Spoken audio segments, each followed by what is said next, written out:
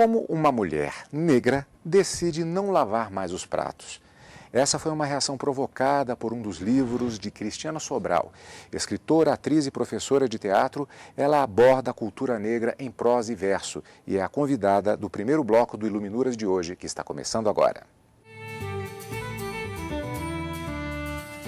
Nascida no Rio de Janeiro em 1974, a escritora e atriz Cristiane Sobral mora em Brasília desde 1990. Foi a primeira atriz negra graduada no bacharelado em interpretação teatral na Universidade de Brasília. Além de livros, escreve peças teatrais e seu tema principal é a cultura afro-brasileira. Começo cumprimentando a Cristiane pela presença aqui na biblioteca do TRT da 10ª Região, desembargador Fernando Américo Veiga Damasceno, e começando com uma pergunta que está relacionada com a sua própria formação. Sim. Porque você é atriz. Exato. A sua formação, formada inclusive no curso de Artes Cênicas da Universidade de Brasília, mas a poesia que se transformou em obra publicada, ela na verdade ela já lhe acompanha desde a infância. Exatamente. Eu começo escrevendo poesia. Primeiro começo com as leituras, né? Onde eu me aproximo tanto do universo artístico como do universo literário. E aí, como escolha profissional, a vida foi me levando para o teatro. Mas sempre eu tive a literatura ali muito próxima, só que ela foi exibida tardia, porque eu tinha um certo receio de mostrar o que eu escrevia. Então, guardei durante muitos anos até me sentir à vontade para começar a compartilhar esses textos. Uma curiosidade, acredito, das pessoas que se interessam pela arte de uma maneira genérica, é com relação àquela expressão que é muito comum se dizer, isso é poesia, de uma maneira lúdica, de uma maneira, às vezes você pode ver poesia numa cor, por exemplo. Você que tem uma formação técnica específica para a interpretação, você percebe essa diferença de linguagem entre a poesia que você, desde 2000, publica e o trabalho de interpretação, por exemplo? Com certeza. Falando da poesia, tem alguns elementos, né, como a condensação, onde a maneira como você justapõe as palavras no papel, ela exige esse exercício de condensação que muitas vezes no teatro vai ser justamente o contrário, porque você vai ter um espaço, né, das próprias rubricas para desenvolver um pouco mais as ações e até mesmo indicar a encenação. Já na poesia, você vai trabalhar muito mais com as imagens, né, que vão provocar no leitor esses deslocamentos, né? Muitas vezes nem sempre aquilo que você escreveu é aquilo que o teu leitor vai compartilhar, mas essa abertura, ela já é muito maior, eu acredito, na poesia do que no teatro. Eu vou de novo para uma questão que eu não sei o que é que antecede o que, porque você tem uma atividade também de militância artística, inclusive na questão racial. O que antecede? Surge tudo ao mesmo tempo? Como é que é isso? Olha, eu acho que a Cristiane vem ao mundo com lápis na mão, né? Costumo dizer que eu devo ter estourado a bolsa já com esse lápis, né? Então, esse lápis me serviu para muitas coisas, para escrever, para desenhar, para começar a pintar o mundo de uma maneira que eu considero mais adequada. E nessa pintura do mundo, eu já enxergo uma tela branca e as silhuetas negras que o mundo quer me apresentar, muitas vezes de forma negativa. E eu costumei sempre pensar de uma maneira diferente. Por que essa tela não podia ser negra e os contornos de todas as cores inimagináveis, né? Então, eu acho que isso me leva, de uma certa forma, é algo que está na minha pele, acho que está impresso mesmo em mim. A militância, o trabalho artístico, a poesia, não consigo me apartar de nada disso, nem optar por nenhum desses caminhos. Gostaria de mostrar para os telespectadores um dos livros da Cristiane, que é Cadernos Negros, Poemas Afro-Brasileiros. O que caracteriza um poema afro-brasileiro? Olha, há um comprometimento com a linguagem, né? Então, quando a gente fala primeiro de algumas palavras que podem ser utilizadas no nosso imaginário de maneira negativa, vamos falar, por exemplo, da questão do cabelo crespo, né? Normalmente com uma expressão que a gente utiliza que é um demérito, dentro dessa poesia afro-brasileira vai haver um resgate da identidade e da etnicidade. Então, tudo que eu puder fazer para desenvolver o meu tecido literário de maneira a afirmar, né, essas especificidades da negritude, eu vou fazer. Eu não vou passar, né, desatento diante dessas questões assim que são particulares desse universo, né? Então, em muitos momentos na literatura, a gente encontra trechos assim. Estavam 3 mulheres, Maria, Augusta e uma negra. E eu fico sempre querendo saber um pouco mais sobre essa mulher negra, como ela se chama, a que veio. No caso, por exemplo, em um poema que poderíamos dizer que seria afro-brasileiro, mas assim, em relação à própria utilização de palavras, que elementos poderiam identificar uma cultura nesse sentido? Resgate da memória, da ancestralidade, preocupação com os valores da tradição, né, expressões significativas ou de línguas nacionais de países africanos, ou algumas expressões até já naturalizadas, né? Nós temos aqui, por exemplo, só do quimbundo, 22% das palavras que nós falamos são originárias do quimbundo. Então não é necessariamente um escritor negro que vai produzir uma literatura negra. Você teve uma experiência teatral, inclusive com uma peça de sua autoria que foi apresentada em Angola. Como é que você nos fala dessa experiência e particularmente dessa visão sobre caminhos diferenciados entre, no caso, Brasil e Angola, por exemplo, ou Brasil e África? Olha, foi uma experiência para mim única, assim, que marcou muito a minha trajetória. A gente chega no país e percebe realmente as influências, né, que nós temos em todas as áreas. E também as particularidades, né? Então eu acho que no nosso caminho de construção, na minha maneira de escrever, foi uma experiência que me trouxe informações novas, né? Que de fato a gente tem um olhar que é um olhar diferente, a gente tem uma realidade diferente e as nossas respostas, elas têm uma ponte no passado, mas elas precisam ser encontradas aqui também.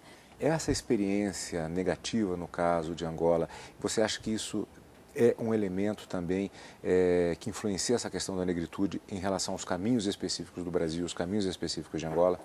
Olha, eu tenho um poema pequenininho, chama Flor. Ele diz assim: tem uma cicatriz incandescente de dor, mas é só por dentro, por fora desenhei uma flor.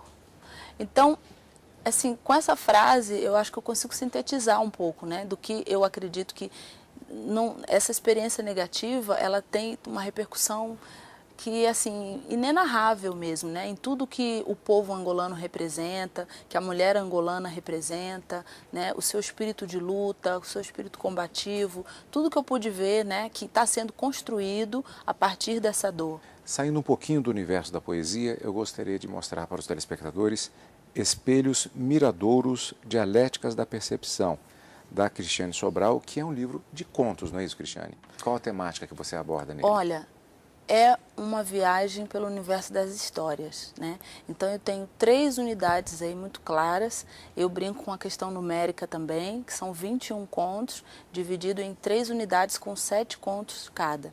Então eu vou pensando na questão do espelho, né, como um desafio identitário e refletir um pouco sobre a questão do espelho no nosso imaginário e voltando novamente também para a questão da negritude. Nem todas as personagens são negras, mas todas enfrentam em algum momento um dilema que está relacionado à questão da sua identidade, do se descobrir, redescobrir. São histórias, né? Eu gosto muito de história, então cresci ouvindo muita história, gosto muito de ouvir as pessoas que contam histórias e acho que todo mundo gosta de ler história, né?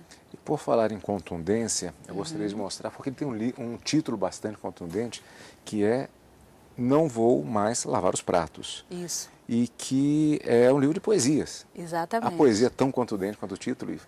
Ah, é. É bem contundente. Não vou mais lavar os pratos, nem vou limpar a sujeira dos móveis. Sinto muito. Aprendi a ler. Abri outro dia um livro e uma semana depois decidi. Não levo mais o lixo para a lixeira, nem arrumo a bagunça das folhas que caem no quintal. Agora que comecei a ler, quero entender a estética dos pratos, a estética dos traços, a ética, a estática. Olho minhas mãos quando mudam a página dos livros, mãos bem mais macias que antes, e sinto que posso começar a ser a todo instante. Sinto qualquer coisa. Não vou mais lavar e nem levar seus tapetes para lavar a seco. Tenho os olhos rasos d'água.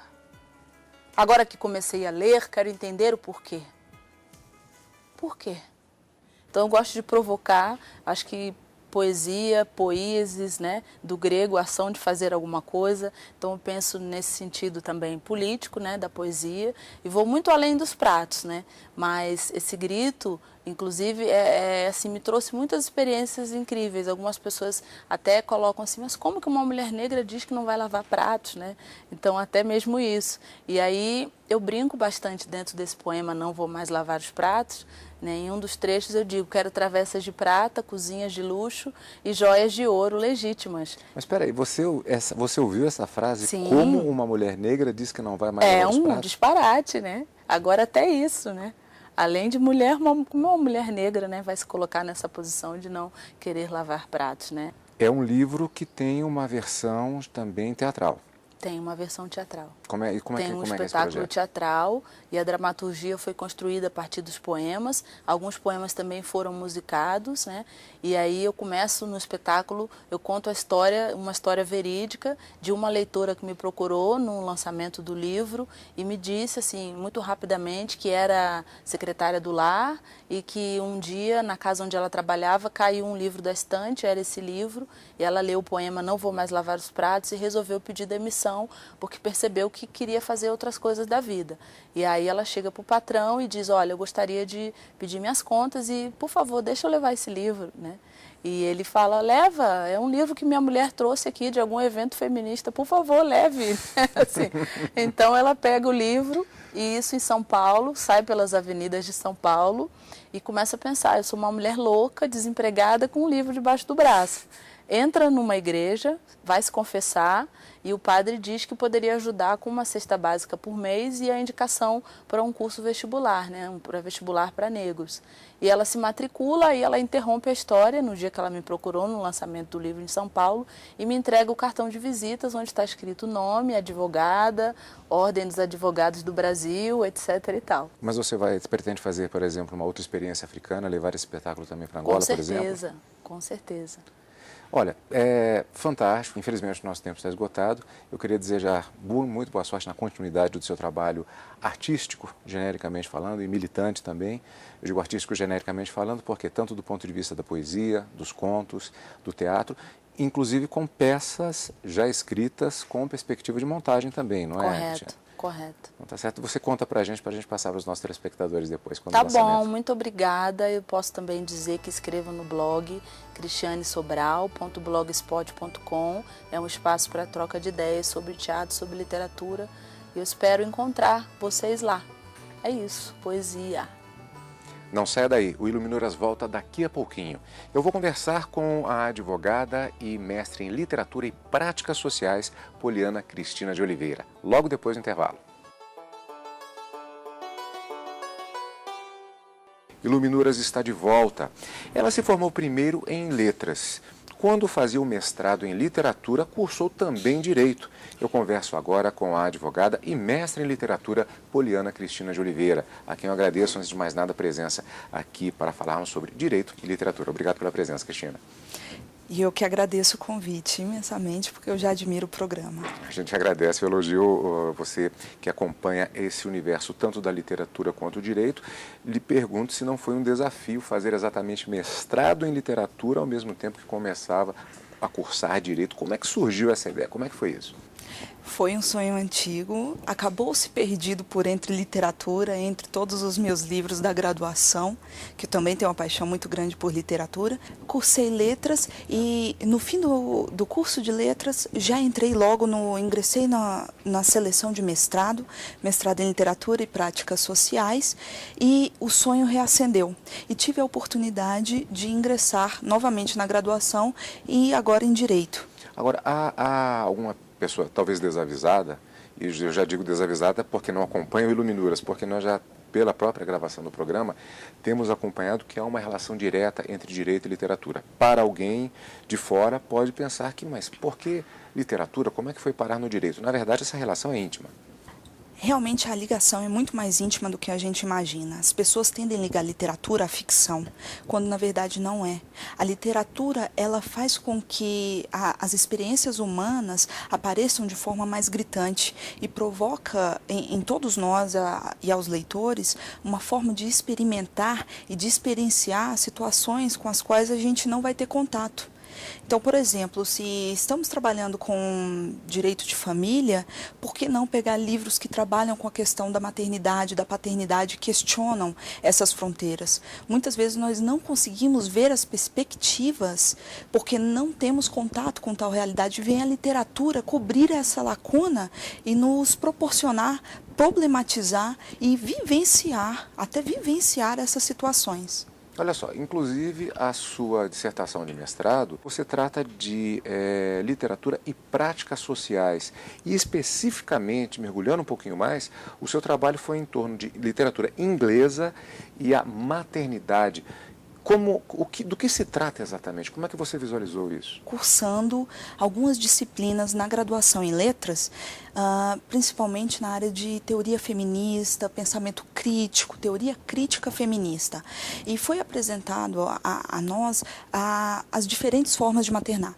Que o maternar não estaria ligado simplesmente à mãe imaculada, aquela imagem que é formada desde o século XVIII da mariolatria.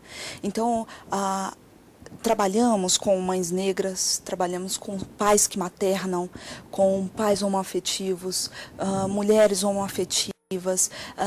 Nós trabalhamos com toda essa miríade do que uma família pode ser e como a maternagem, nesse ponto, também vem a acrescentar. E como ficaria a mãe que comete infanticídio? Como ela deixa de ser mãe, ela perde esse título simplesmente porque ela não tem aquela imagem da mãe imaculada? E isso influencia na própria elaboração das leis? Com certeza influencia.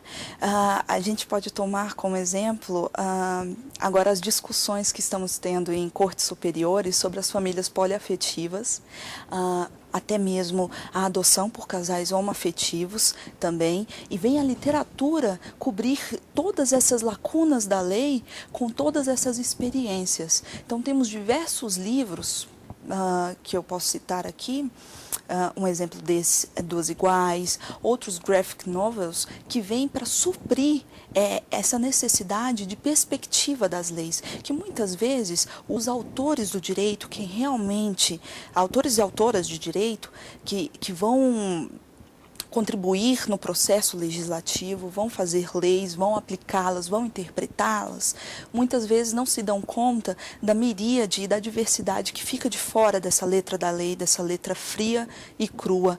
E a literatura, ela pode vir para sensibilizar esse autor do direito.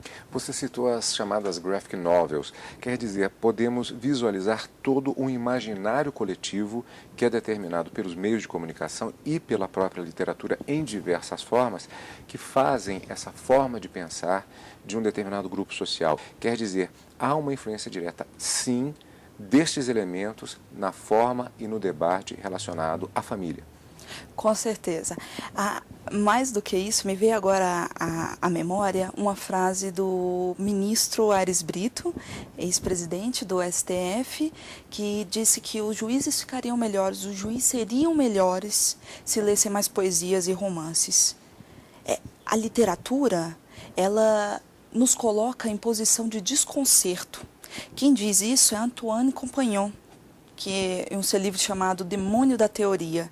E esse desconcerto que é o interessante, porque a literatura ela vai te tirar do seu lugar confortável, da sua zona de conforto, e vai te jogar em um lugar onde merece problematizações.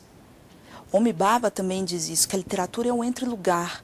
Não há um lugar para a literatura, e é você saindo de sua zona de conforto e indo para este entre-lugar que você pode experienciar todas essas vivências que vão acrescentar, que vão enriquecer, descobrir que há outras tantas vivências que merecem ser levadas em conta na hora de interpretar uma lei.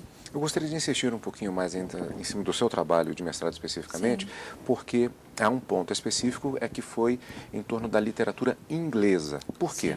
Porque eu conheci uma escritora ela começou a produzir em 1978, o nome dela é Michelle Roberts, e ela continua produzindo, e todo esse corpus literário, formado por 12 obras, trabalham com maternidade. É possível se fazer uma comparação entre, por exemplo, a literatura dentro desse papel que nós estamos definindo aqui hoje e o nosso ponto de vista, por exemplo, como brasileiros, em relação à maternidade, em relação à legislação? Sim, nós encontramos também aqui na literatura brasileira muita coisa a respeito de novas formas de maternar e até mesmo muitas coisas de autoria feminina. Sempre houve uma associação no sentido de se colocar para debaixo do tapete as imagens das vítimas da violência doméstica. Mas esse botar para fora e isso sendo transformado, como tem acontecido, em um desabafo, por um lado, e em alguns casos até mesmo em obra literária ou de outro meio de comunicação, isso tem gerado uma visão da sociedade em relação ao que realmente acontece?